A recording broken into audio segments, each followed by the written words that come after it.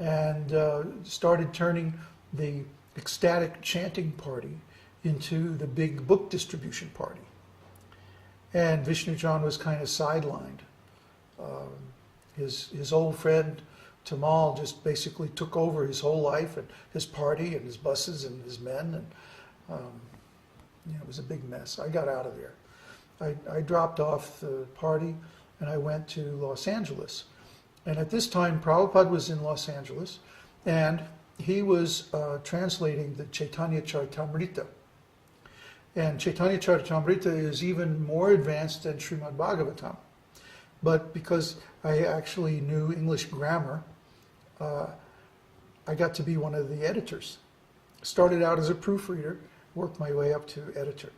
So I was editing the final volumes of Madhya Lila and the 5 volumes of Antya Lila of Chaitanya Charitamrita. And this is really heady stuff. I mean, this was like even beyond nectar of devotion as far as the elevation of the subject matter. And I would have to say this permanently changed my vision of Krishna consciousness from looking from the outside and seeing, oh, there's all these rules and regulations, and there's all these mantras and rituals, and then you have to do this and do that, and follow this form and this procedure and this, this external view of how you be a devotee by doing things with your body.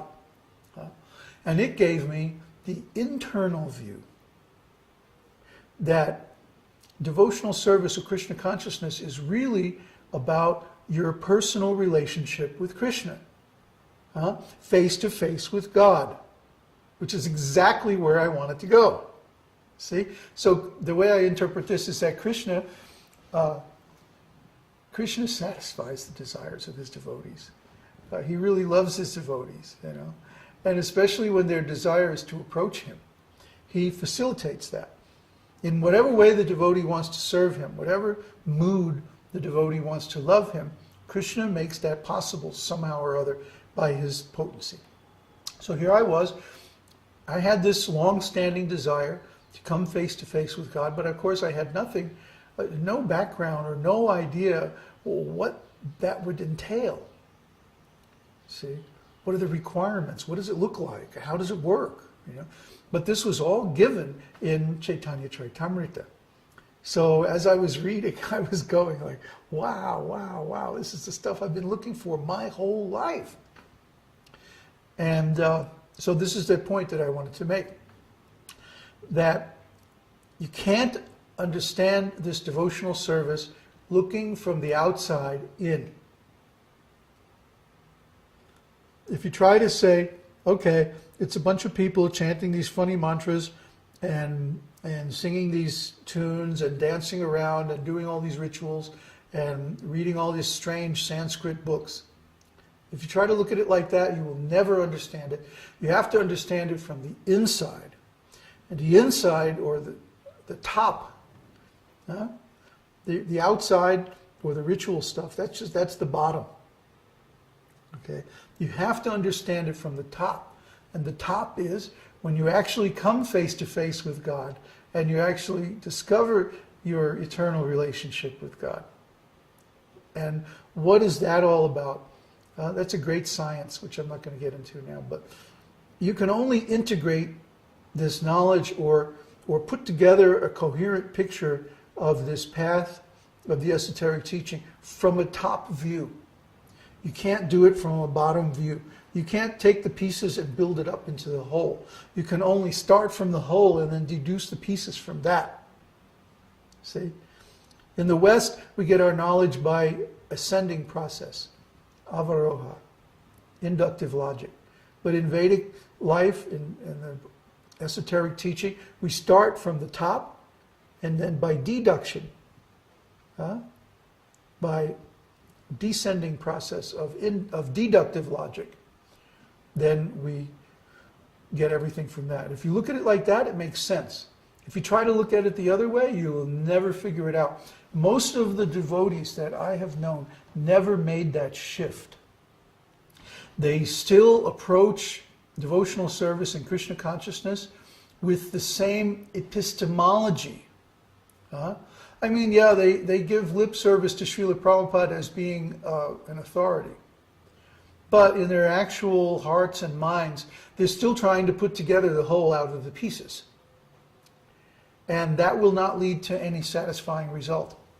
You'll always have some odd piece that won't fit. See? But the other way around works very nicely. So that, to me, that was my epiphany. That was my big realization. And guess what? I couldn't get anybody to understand it. I tried, I don't know how many times over the years, to communicate this to other devotees. And they were all like, well, what are you talking about, man? But that's my next question. When you say that the way to understand this is from the top down, from the highest part of this philosophy down to the externals and so on. But as a devotee starting off on this path, how is someone supposed to understand this highest in the most subtle knowledge? Well, the thing you have to be aware of is that you can't come to a premature conclusion. You have to keep an open mind until you have read through all the literatures and gone through all the levels until you finally get to the top, which is called Rasa Tattva. Rasa Tattva means the understanding of the transcendental relationships between Krishna and his devotees. See? So you have to go through Sri Ishopanishad, Bhagavad Gita, Srimad Bhagavatam, Nectar of Devotion, Chaitanya Charitamrita, Brihad Bhagavatamrita, Jaiva Dharma, Ujjvala Nilamani, all of the Rasa Shastras. And you finally get this complete view of the whole thing from the top. Then you can integrate it and it will make a cohesive, unified whole on the platform of Rasa Tattva. If you try to integrate it on the platform of religion, if you try to integrate it on the platform of philosophy, if you try to integrate it on the platform of an esoteric path or esoteric teaching or a yoga system or even a system of meditation, it will not come together. It will not gel. You will always be left with hanging loose ends that will not resolve. You have to get all the way to the top, and the top is Rasa Tattva. This is the secret. This is why my God brothers failed. Why they failed as devotees, why they failed as disciples, why they failed to achieve self-realization. They didn't do this. In fact, I don't even know. I could probably count on fingers of one hand, the devotees I know who have actually read all of Srila Prabhupada's books. See, what to speak of? I don't know any other devotees who have gone through and cleared every single word in Bhagavad Gita. I don't know any other devotees who have read Srimad Bhagavatam, not as a treatise in speculative philosophy, but as a manual for how to be a devotee or how to have a relationship with Krishna. And I don't know any devotees who read the Nectar of Devotion as an explanation of Rasa Tattva. They were interested in tips on how to execute their rituals and stuff like this. The external view. And yes, there is some material like that in the beginning of Nectar of Devotion.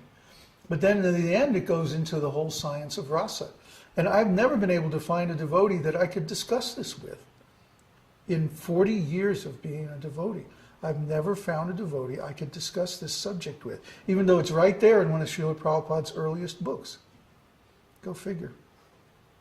And I'm still, today, I would be very happy to discuss this with any of my God brothers.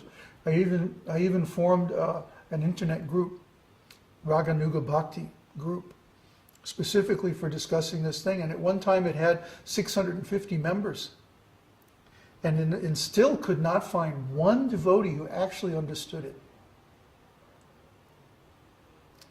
So, I don't know why. It's all there in the books. So, that's the main point that I wanted to make. This is the secret.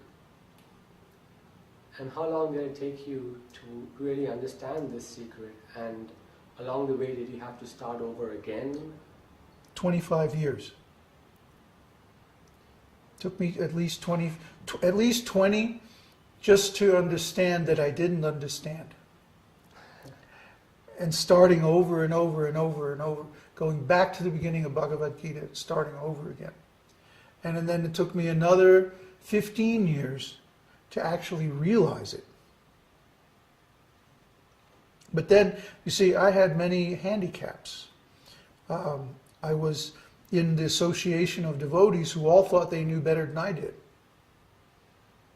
Tremendous ego. They all thought they were better devotees, because they could collect more money or sell more books or run bigger illegal businesses than I could.